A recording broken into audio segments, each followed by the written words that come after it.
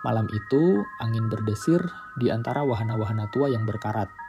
Taman bermain Suryaland sudah lama ditutup setelah serangkaian kejadian tragis yang tak dapat dijelaskan. Namun, sekelompok remaja yang penasaran memutuskan untuk menyelinap masuk tak tahu bahwa mereka akan menghadapi malam penuh teror. Dina, Rudi, Anton, dan Siska melangkah melewati pagar besi yang sudah berkarat. Lampu jalan berkedip-kedip seolah menolak menerangi langkah mereka. Dina menggenggam senter dengan erat, merasa ada sesuatu yang mengawasi mereka dari dalam kegelapan. "Kita harus cepat, aku nggak suka tempat ini," bisik Siska. "Santai aja, kita cuma lihat-lihat sebentar," jawab Rudi. Mencoba terdengar percaya diri meskipun dadanya berdebar. Mereka berjalan melewati wahana-wahana yang membisu. Kincir riak yang berderit pelan meskipun tidak ada angin. Komedi putar yang tampak seakan masih bergerak meski ditinggalkan bertahun-tahun lalu. Setiap sudut taman itu seperti menyimpan bisikan dari masa lalu. Saat mereka mencapai rumah kaca tempat cermin ajaib berada, suara tawa anak kecil terdengar samar-samar. Mereka saling pandang. "Kalian dengar itu?" tanya Anton dengan suara bergetar. "Mungkin cuman suara angin." Dina mencoba menenangkan diri, tetapi matanya berkaca-kaca karena ketakutan.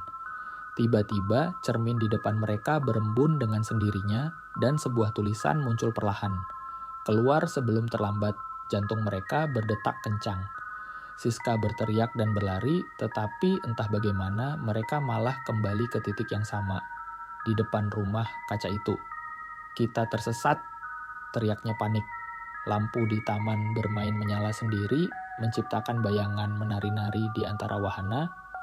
Sosok tinggi berjas badut muncul dari kejauhan, wajahnya tidak terlihat jelas, tetapi senyum lebarnya membelah kegelapan. "Ada sesuatu di sana," bisik Rudi gemetar. Sosok itu melangkah perlahan ke arah mereka, suara sepatunya bergema di antara derit wahana. Saat ia semakin dekat, mereka melihat wajahnya lebih jelas. Bukan wajah manusia, tetapi topeng yang tampak seperti daging busuk yang menempel di tengkorak. "Lari!" Mereka berhamburan ke segala arah, tetapi taman ini seperti mengubah dirinya sendiri. Jalan yang tadi mereka lewati kini menghilang, digantikan oleh lorong-lorong sempit yang dipenuhi suara bisikan dan jeritan samar. Dina tersesat di antara wahana, napasnya memburu. Dia melihat cermin lain, dan kali ini bayangan dirinya di dalam cermin menatapnya dengan tatapan penuh kebencian. "Kamu nggak seharusnya ada di sini." Suaranya terdengar berbeda, lebih dalam, lebih seram. Tangan dari dalam cermin meraih keluar, mencoba menariknya masuk. Dina menjerit dan berusaha mundur, tetapi bayangannya lebih kuat. Jari-jari dingin mencengkeram tangannya, menariknya semakin dalam ke dalam dunia yang tak dikenal. Sementara itu, Rudi dan Anton berlari melewati wahana roller coaster yang usang. Mereka mendengar suara langkah kaki mengikuti mereka, semakin cepat, semakin dekat. Rudi menoleh ke belakang dan melihat sosok badut itu kini berlari, matanya yang kosong bersinar merah dalam gelap. Siska menemukan sebuah bangunan kecil, mungkin bekas kantor pengelola. Dengan panik, dia membuka pintunya dan masuk, berharap bisa berlindung.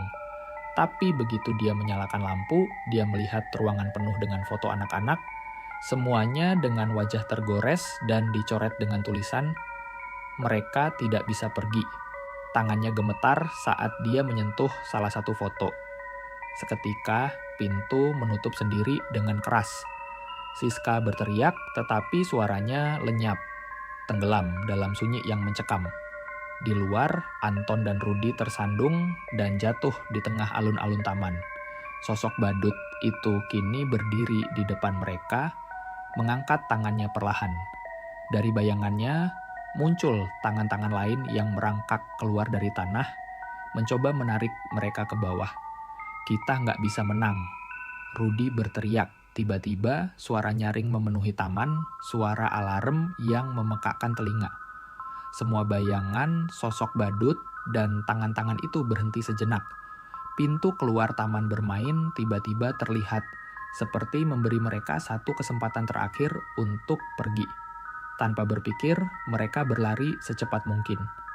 Nafas mereka terengah-engah saat mereka akhirnya mencapai pagar besi.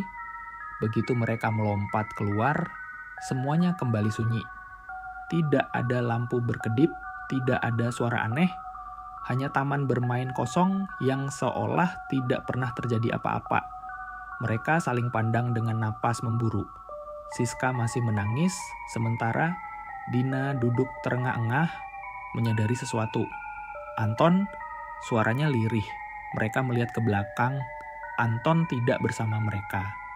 Di dalam taman bermain, di depan rumah kaca, Anton berdiri terpaku.